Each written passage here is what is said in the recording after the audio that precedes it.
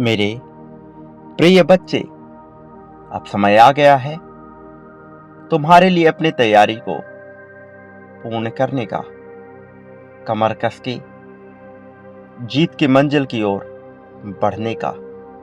और आज इसी वजह से तुम तक यह दिव्य संदेश भी पहुंचा है।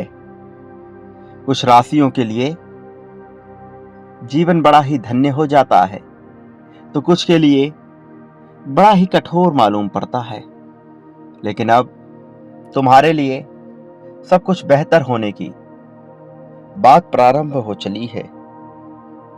अब एक ऐसा तत्व भी तुम्हारे जीवन में जुड़ने वाला है, जिसके जुड़ने से तुम पूरी तरह से ताकतवर महसूस करोगे। यह तत्व उस मनुष्य के रूप में आएगा जिसके भीतर तुम अपना एक दिव्य गुरु भी देख पाओगे।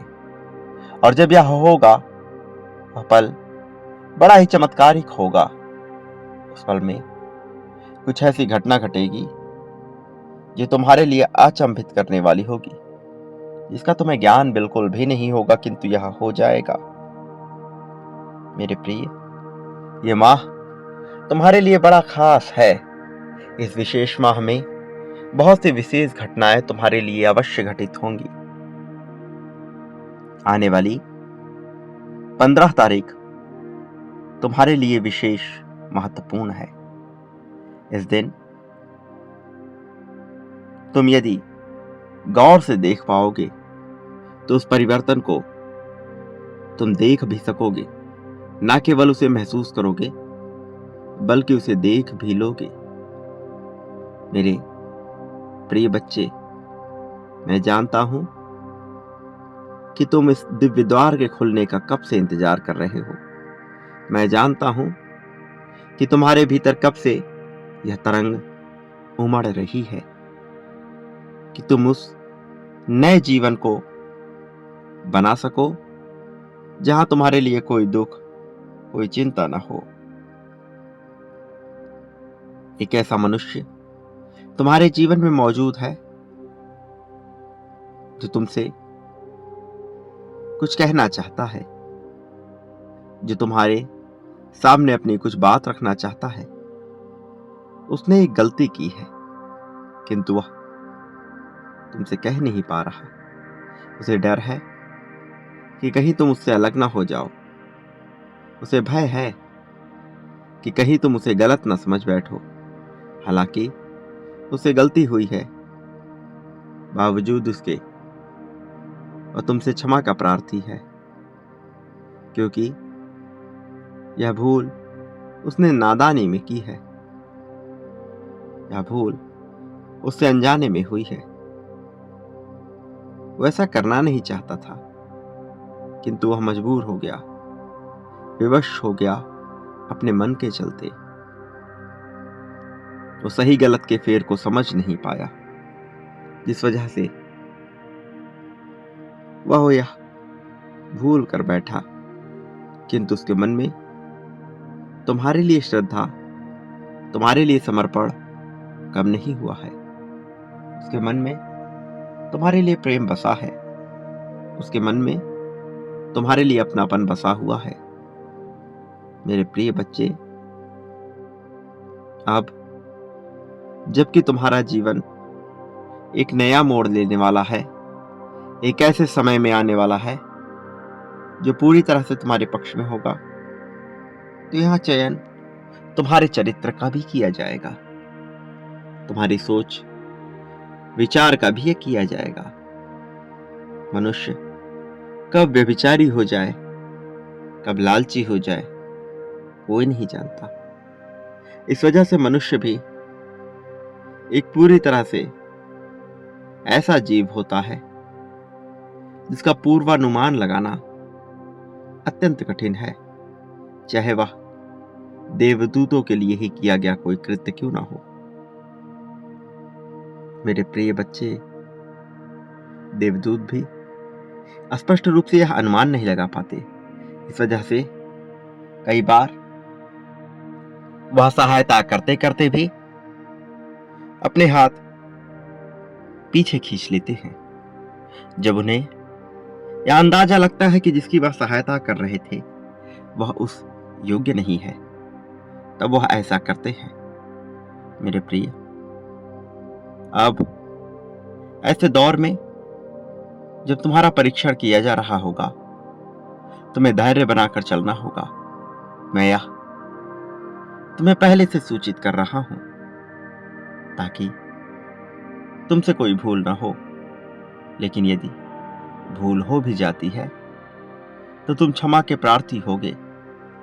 इसलिए जब तुम उसका पछतावा कर उस भूल को सुधारने का कार्य करोगे तो मैं तुम्हारी सहायता के लिए आगे आ जाऊंगा। मेरे प्रिय बच्चे, एक लंबा समय तुमने दुख में बिताया है, इस सोच में बिताया है कि तुम्हारे लिए क्या सही है और क्या गलत। लेकिन जीवन यूं ही सोच विचार में बिताने का एक अवसर नहीं है, बल्कि यह अवसर है खुशी को आकर्षित कर खुशी के साथ जीने का। तो तुम्हें खुशहाल होकर जीना होगा, तुम्हें प्रसन्नचित्त होकर जीना होगा, तुम्हें आनंद में जीना होगा। चाहे परिस्थिति कोई भी हो, तुम्हें आनंदित होना ही होगा। मेरे प्रिय बच्चे, अब तुम्हारे जीवन में चमत्कार प्रारंभ होने जा रहा है। अब वह दिन दूर नहीं जब चमत्कारिक घटनाएं एक एक कर अपने आप घटती चली जाएंगी। तुम कुछ बातों को नजरअंदाज करना सीखो, चाहे तुम्हारे परिवार की बात हो, चाहे तुम्हारे साथी की बात हो, चाहे किसी अपने की बात हो। कुछ बातें हर हाल में नजरअंदाज कर देनी चाहिए। यदि तुम नजरअंदाज नहीं करोगे और छोटी छोटी बातों का बतंगड़ बनाओगे तो इससे कोई लाभ ना होगा। आज का दिन तुम्हारे लिए विशेष है और आने वाली 15 तारीख और भी ज्यादा लाभप्रद होगी। उसकी प्रतीक्षा करो, लेकिन अविवेकी मत हो जाना। पूरी तरीके से विवेक में रहकर ही, विवेकशील बनकर ही चयन करना। मेरे प्रिय, धन तुम्हारे जीवन में निश्चित तौर पर आएगा। धन तुम्हारे जीवन में बहुत तेजी से आएगा, इसलिए तुम्हें चिंता करने की आवश्यकता नहीं है, तुम्हें परेशान होने की आवश्यकता नहीं है। कुछ प्रार्थनाएं हैं जिन्हें तुम्हें निरंतर करते रहना है। धन, प्रेम, अच्छे स्वास्थ्य के लिए तुम्हारी प्रार्थनाएं निरंतर होनी चाहिए। सच्चे मन से जब तुम प्रार्थना करते हो और फिर अपनी वाणी शुद्ध रखते हो तो कोई भी चीजें वहां पर अपना स्थान नहीं रखती। कोई भी चीजें सही या गलत नहीं होती। अर्थात सच्चे मन से तुम जो भी प्रार्थना करोगे वह स्वीकार होगी, चाहे उसमें तुम कोई गलती ही क्यों ना कर बैठो।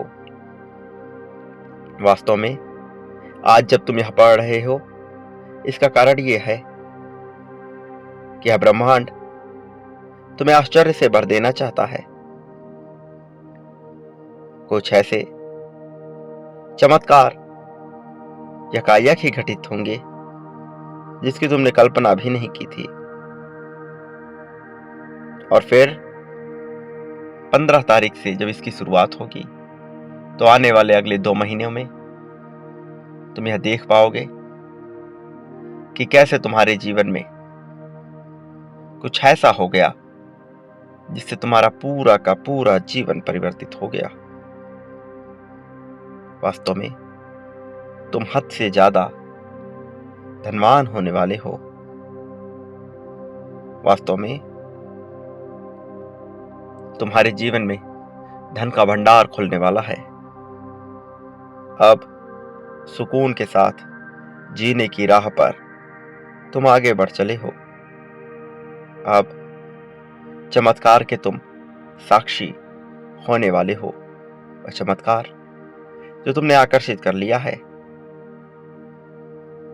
और इस माह के अंत के पहले तुम यह पाओगे कि तुम्हारा जीवन बहुत बेहतर होता चला जा रहा है। अगले 2 माह में तुम्हें सब कुछ स्पष्ट हो जाएगा। 15 तारीख कितना खास है, कितना विशेष है, तुम यह देख पाओगे। जीवन प्रसन्नता से भरने वाला है, खुशहाली से भरने वाला है। इस खुशहाल जीवन को इसी क्षण में अपना लो। मेरे प्रिय बच्चे, क्या तुम जानते हो कि तुम्हारे लिए एक खास तरह का देवदूत, एक ऐसा फरिश्ता इस मृत्यु लोक पर आ गया है जो तुम्हारे जीवन को बदलने में तुम्हारी सहायता करेगा, जो तुम्हारी रक्षा करेगा। वह तुमसे प्रसन्न है, वह तुम्हारे पास आ रहा है। बहुत ही जल्द तुम्हारे जीवन में उसका आगमन होगा। बहुत ही जल्द तुम खुशी को महसूस करोगे और फिर प्रेम, धन, संपत्ति, समृद्धि से भरा तुम्हारा यह जीवन तुम्हें और भी ज्यादा खुशहाल लगने लगेगा। मेरे प्रिय, एक बात सदा याद रखो, इस संसार में जो मनुष्य बांटने का गुण जानता है वही पाने का हकदार भी होता है। प्रेम, धन, संपत्ति, समृद्धि, त्याग, समर्पण, सुख दुख मनुष्य क्या बांटता है और कितनी ज्यादा मात्रा में, कितनी ज्यादा संख्या में बांटता है। वह जितनी ज्यादा मात्रा में बांटेगा उससे कई गुना ज्यादा मात्रा में वह पाएगा। चयन तुम्हारा है। मेरे प्रिय, प्रेम, धन, संपत्ति, सुख दुख क्या पाना चाहते हो वह बांटना प्रारंभ कर दो। सदा याद रखो, न तुम कभी अकेले थे, न कभी अकेले होगे। मैं हर पल तुम्हारे साथ था, मैं हर पल तुम्हारी रक्षा कर रहा था और मैं आगे भी ऐसा करता रहूंगा, क्योंकि मुझे तुमसे प्रेम है। पहले भी था, सदा रहेगा। तुम मेरे ही अंश हो, चाहे तुम किसी भी रूप में रहो, मनुष्य रूप में अथवा किसी अन्य जीव के, अथवा उस आत्मा के रूप में जो अपना स्थान तय नहीं कर पा रही थी। मैं हर रूप में तुम्हारे साथ था और सदा रहूंगा। मेरे प्रिय, मैंने तुम्हें कभी अकेला नहीं होने दिया, न कभी होने दूंगा। इसलिए तुम्हें भयभीत होने की आवश्यकता नहीं है। तुम्हारे भीतर यह जो भय बसा है यह निरर्थक है, यह बोझिल करने वाला है। इसका कोई महत्व नहीं है, यह महत्वहीन है, यह पूरी तरह से निराधार है। मेरे प्रिय, समर्पण दर्शाओ, जीत की आकांक्षा करो, फिर यह तुम्हें हासिल हो जाएगा। तुम्हें चिंता करने की आवश्यकता नहीं है। इसी क्षण में संख्या 1111 लिखो और यह दर्शा दो कि तुम जीत को पाने के इच्छुक हो। इसके लिए तुम्हें लिखना होगा कि जीत पर तुम्हारा अधिकार है। तुम्हें लिखना होगा कि जीत तुम्हें मिलनी ही चाहिए। तुम्हें लिखना होगा कि तुम्हें तुम्हारे साथी से प्रेम है। तुम्हें लिखना होगा कि तुम्हें तुम्हारे साथी का साथ चाहिए। तुम्हें लिखना होगा तुम्हें जो मकान चाहिए। तुम्हें लिखना होगा तुम्हें जितना धन चाहिए। तुम्हें लिखना होगा तुम्हें जो कुछ भी चाहिए। स्पष्ट रूप से, साफ शब्दों में, सही मात्रा में, सही संख्या में तुम्हें लिखना होगा। फिर तुम देखोगे कि सब कुछ बदल सा गया। फिर तुम पाओगे कि तुम खुशहाल हो गए। मेरे प्रिय, तुम्हारे जीवन का यही हिस्सा है, यही तुम्हें करना है। मेरे आने वाले संदेशों की प्रतीक्षा करना। मैं अवश्य आऊंगा तुम्हें सही राह पर ले जाने के लिए, तुम्हारा मार्गदर्शन करने के लिए। मैं निश्चित तौर पर आऊंगा और तुम जीत जाओगे। तुम्हें जीतने से कोई रोक नहीं सकता। मेरे प्रिय, सदा सुखी रहो। जितना हो सके लोगों में खुशियां बांटो। मुस्कान का आधार बनो। तुम्हारा इस जगत में सदैव ही कल्याण होगा।